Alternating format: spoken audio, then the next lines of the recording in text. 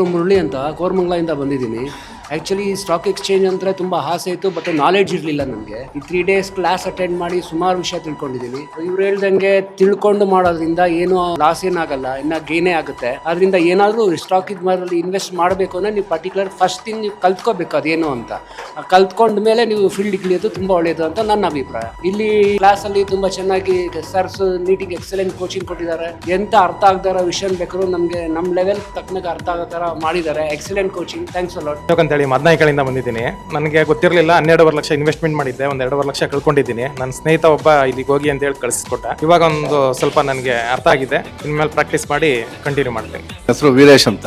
ಈ ಟ್ರೇಡಿಂಗ್ ಬಗ್ಗೆ ನನಗೆ ಇಂಟ್ರೆಸ್ಟ್ ಬಂದಿದೆ 15 days ಇಂದ.